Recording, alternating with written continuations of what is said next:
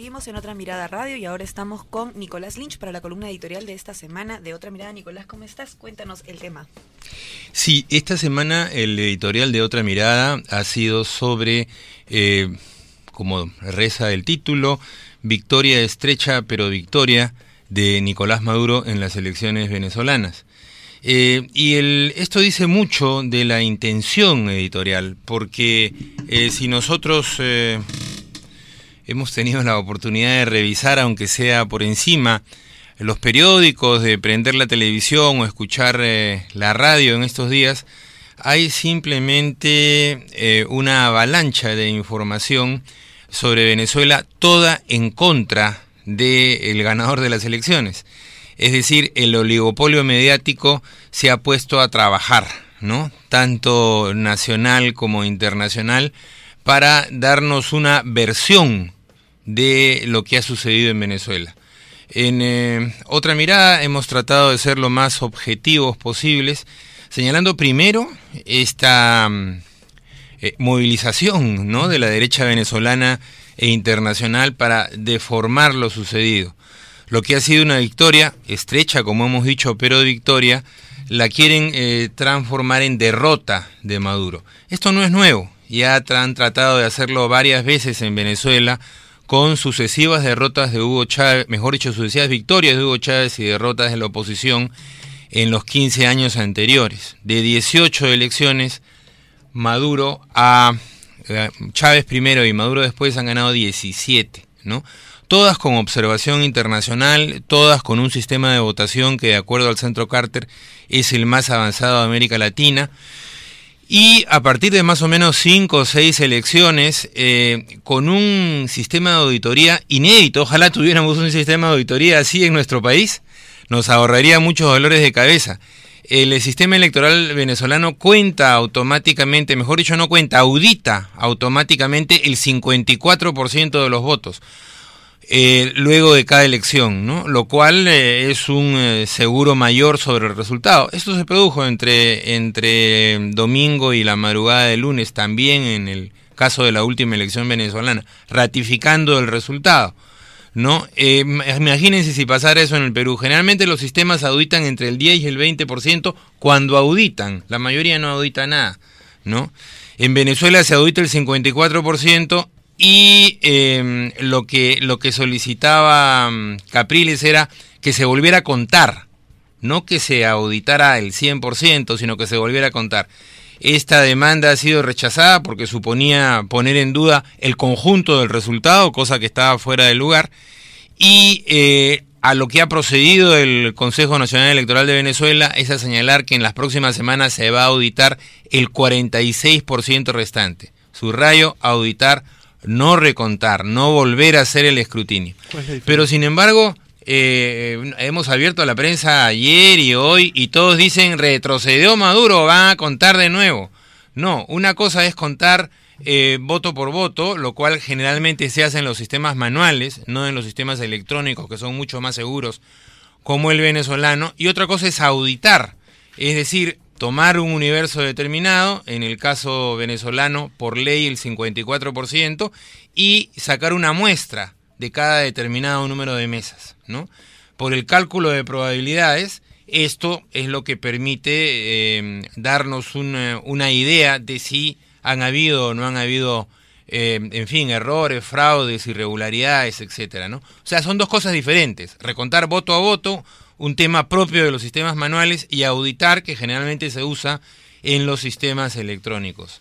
Por lo demás, es mucho más difícil hacer fraude en un sistema de votación que se hace en computadora que hacer fraude en un sistema como el nuestro de conteo manual mesa por mesa. La razón es muy sencilla. En un sistema de cómputo uno tiene un servidor central que tiene programas de seguridad y donde los propios personeros de cada partido tienen sus personeros digitales, ¿no? Por lo tanto, es mucho más difícil en esas condiciones hacer trampa que en el caso nuestro, donde hay pues 40.000 o 60.000 servidores, entre comillas, ¿no?, en los cerebros de cada grupo de miembros de mesa, ¿no? Entonces, estamos frente a un sistema electoral reconocido internacionalmente, estamos frente a un sistema electoral que tiene seguridades, que el 54% de la votación lo audita automáticamente, que ahora además, para que no quepan dudas, va a auditar el 46% restante, repito, no hacer el escrutinio de nuevo, no recontar, auditar, ¿no? Y todos esperemos que esto vaya en bien de la democracia venezolana y como parece ser que se rectifique el triunfo de Nicolás Maduro, por un porcentaje ciertamente estrecho.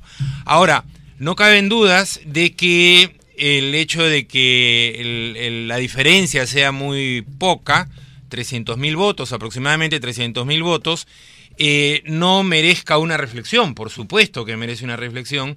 Esto esperemos se dé, en el caso de los partidos venezolanos, desde el gobierno y desde la oposición, y dada pues la polarización existente, dada la crispación existente, que esto ayude para bajar las tensiones y para acordar, ¿no?, un conjunto de puntos mínimos que permitan la gobernabilidad en Venezuela, ¿no? Por supuesto, respetando al que ha ganado las elecciones, respetando su programa, pero también dándole viabilidad a la democracia venezolana y sobre todo al carácter plural de la democracia venezolana.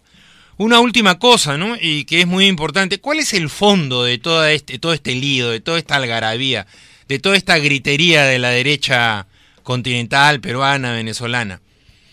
Que en Venezuela hace 15 años hay un proceso de cambios, un proceso de reforma social y democrática a favor del pueblo, donde el dinero del petróleo, por ejemplo, para poner solo un ejemplo, que durante 40 años se gastó en Venezuela para el bienestar de sus élites, a partir de los gobiernos de Chávez, y esperemos que con el de Maduro, se gasta a favor del pueblo. Venezuela ha reducido su índice de desnutrición de 19-20% al 5%.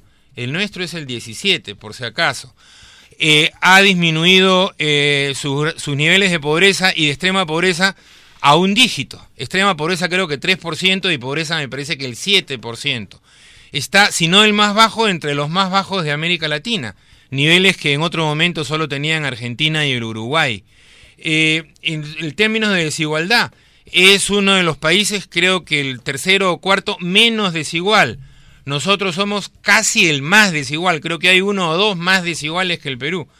En los últimos 3 años se han construido 400.000 viviendas en Venezuela, con ese dinero del petróleo que tanto se quejan que Chávez lo ha malgastado. Acordémonos de Pisco, 8 o 9.000 viviendas que se tenían que construir en Pisco, 2 gobiernos no han podido con el tema. Entonces, piano, ¿no?